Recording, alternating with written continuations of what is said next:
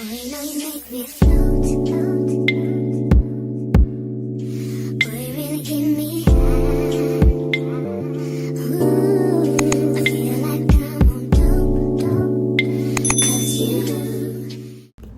y'all, it's Riri XOXO, and y'all probably like, girl, it's been months, and chill on me, cause it was a lot going on with school and my personal life, so I had to take time off for myself, cause them grades was not grading, so they had to give me that 3.7.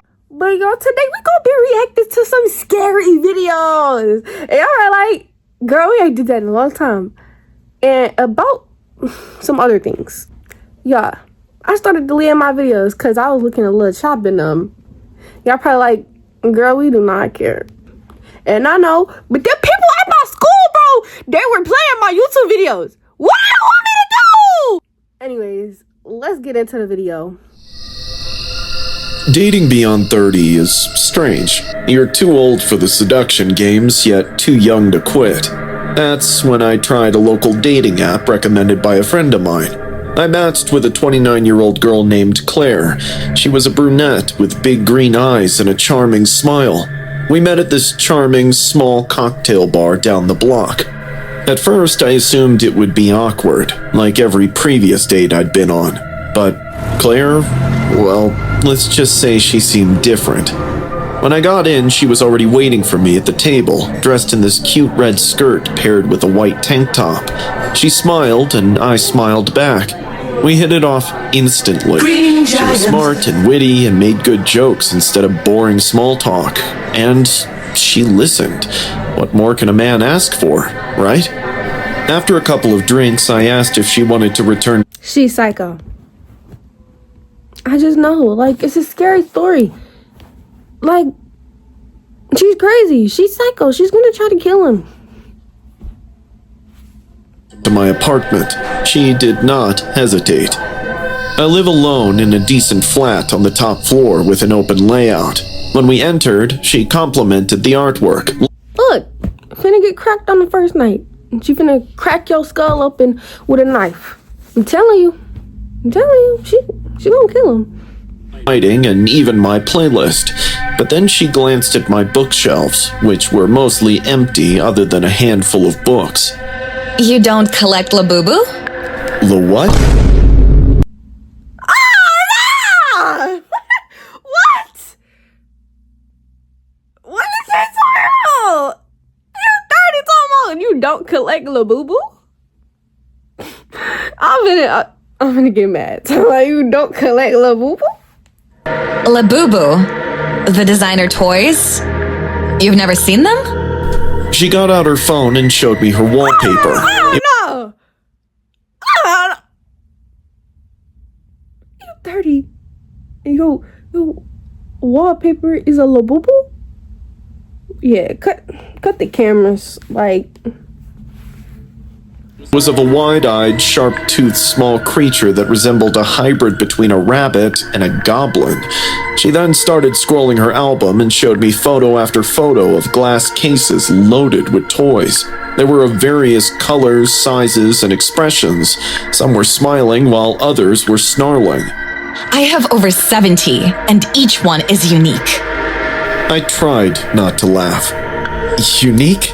And these things? Honestly, they resemble devil rabbits. Probably the creepiest toys I've ever seen. Suddenly, her smile faded, her eyebrows furrowed. I told you she was gonna kill him. She about to kill him because of that Labubu. She about to kill him because of that Labubu. As if I had deeply offended her. They're gorgeous. Simply don't get it. I shrugged and thought the best way to diffuse the situation would be to play cool. Okay, sure. To each their own. She stared at me for a second, and I could sense something had changed in her. She was no more the person she was last hour. How can you not like them? She inquired, as if she was giving me a second chance to rethink. I chuckled. Honestly, if I ever saw one of those in my house, I'd probably burn it. That was the exact moment when everything went awry. Her expression went blank. Her She gonna kill you, bruh. She about to kill you. You better say them was the prettiest thing you ever seen. Pupils dilated, making her eyes scarier. She stood up slowly and walked to my kitchen counter without saying anything. She about to grab a knife. Let me stop pausing it. I watched her pick up the sharp knife that I had left out while cutting limes earlier. I laughed nervously. Okay, are you doing something right now? 'Cause she shushed me, putting the knife on her lips. I brought you one. She whispered. What? She dug into her large tote bag and took out a miniature Labubu figure, jet black with scarlet eyes. She placed it on the counter, close to the knife. I wanted him to meet you. I felt my chest tightening. Okay, Claire, enough of your jokes. Put the knife down. She did not move. Her eyes twitched like she was trying too hard to control herself. Then, in a low, shaking voice, she spoke. He heard what you said. You should apologize. I backed up, totally furious now. I'm not apologizing to some crappy toy. Just Miss Psycho is obsessed with it. My phone was on the couch about 10 feet away. I tried to remain cool. Look, it's late. You should probably leave. She suddenly lunged. I was ready to dodge, but she sliced my arm open and then started screaming about how I should apologize to her Labubu. I lurched backward, nearly tripping over the coffee table. I grabbed my phone and locked myself in the bathroom. I stood against the door while she kept kicking and banging on it like some maniac. I dialed 911. My hands were shaking. I informed them that a woman I had brought home was having a breakdown and that I was concerned for my safety. She stopped banging after about a minute, but I did not open the door. I pushed my ear against the wood and listened. I heard whispers. Her voice indicated that she was speaking to someone. She had stopped yelling or screaming, just whispering. It was terrible. 10 minutes later, 2 police officers arrived. As they got in, I opened the bathroom door just enough and pointed them at Claire, who was now sitting on the couch, clutching the Labubu to her chest like it was her forever treasure. The officers warned her, and then one of them cuffed her. She was bleeding from her hands from thumping on the washroom door too hard. There was cotton everywhere on the couch as she angrily stabbed the pillows. When the cops were taking her away, she kept yelling, How could anyone hate Labubu? Her voice echoed in the corridor, louder than it should have been. I came out of the washroom and watched her leave. She did not look at me once. It was 3 weeks ago. The cops later informed me that Claire had no criminal record. She is clean. But she was a member of online forums with obsessive fan clubs that treated these toys like living entities. They believed she needed psychiatric evaluation.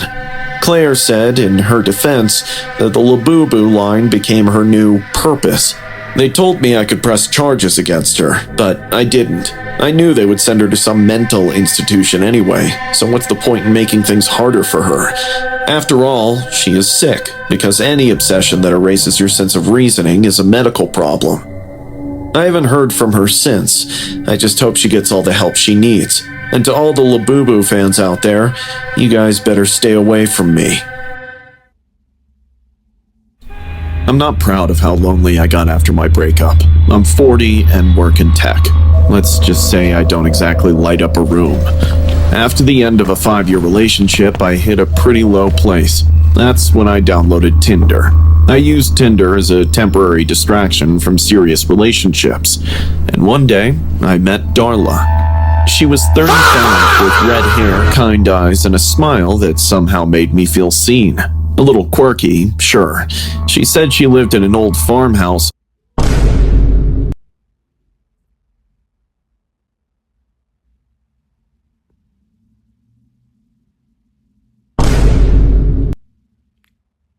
Okay, John, do you? I mean,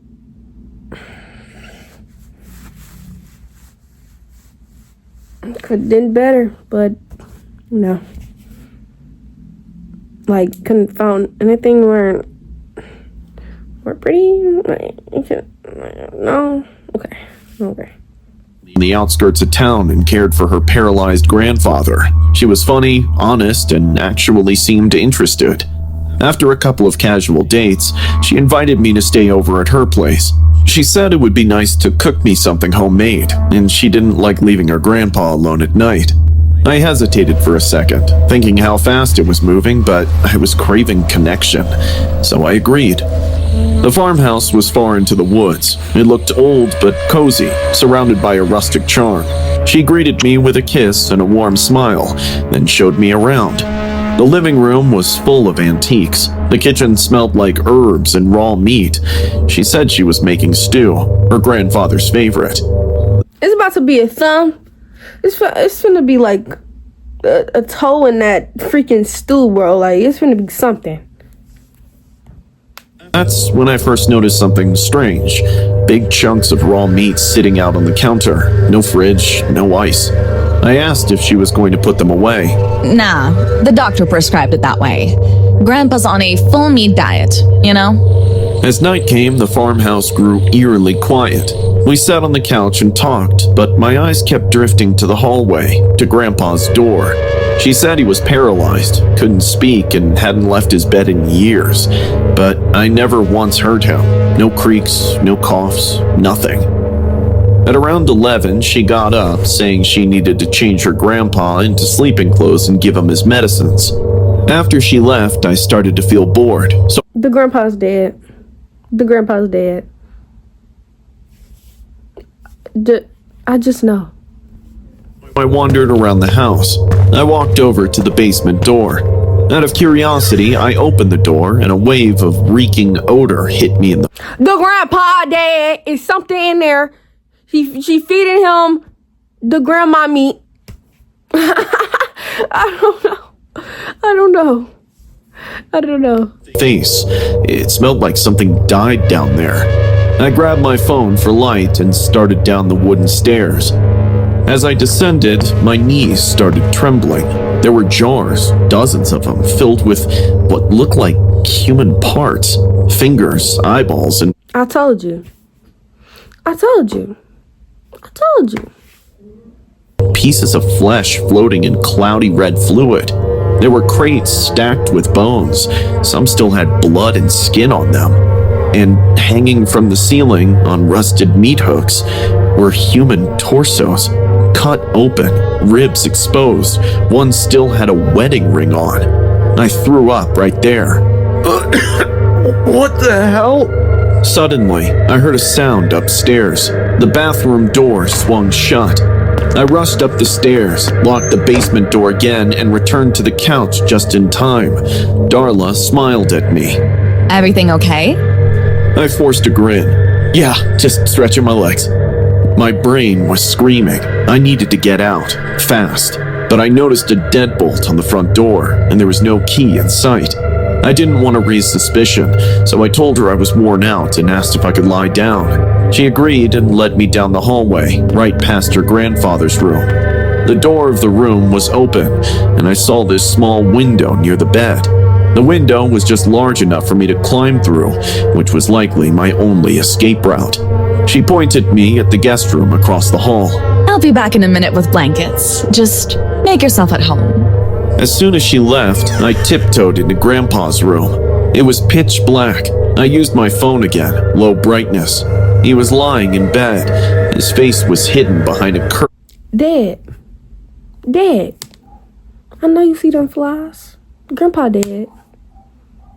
All them people down there, that's her family. Grandpa dead.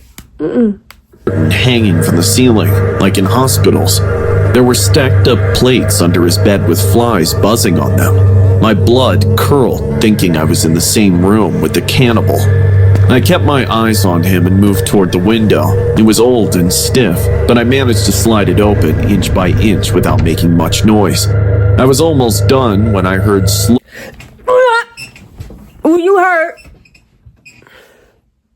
When you heard jump out the window.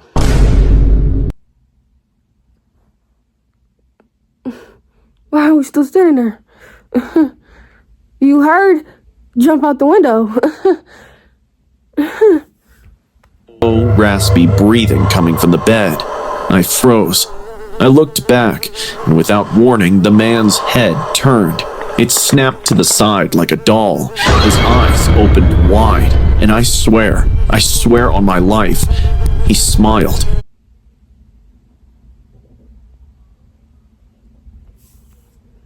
If you would have jumped out the window, it would have never happened. It would have never happened. Not a soft smile, a grotesque, crooked grin that stretched too far. His teeth were sharp and filthy, like they'd grown past what was human. I panicked and climbed out the window, scraping my arm on the way down. I didn't stop to look back. I just ran through the woods until I hit the main road. I hitchhiked to a gas station, from where I called the cops. They went back to the house that night. Here's the part I still don't understand. When they got there, the house was empty. Darla, Grandpa, and the horror in that basement were all gone. They said the place hadn't been lived in for years. They showed me property records. The last listed owner was a man named Roy Miller, a butcher. He had been paralyzed after a farm accident in the late 90s. He died in 2003. And Darla? There was no record of anyone with that name connected to the property. No license, no social, nothing. So, you hallucinated. I check the news every week for stories about missing men, and I can't use dating apps anymore. But sometimes, at night, I'll dream about that house. And in the dream, I'm back in that room, staring into those wide, dead eyes of that old cannibal, as the broken grin slowly stretches across his face. Anyways, y'all, that's going to be all for today's video. Go ahead and smash that like button, and make sure you stay tuned for the next video, because next video is going to be an IRL video. Okay, I'm gonna make it sometime this week or this weekend. I'm not finna be like Corey Kenshin and leave y'all for another for some months. I'm not doing that no more, I think. But yeah,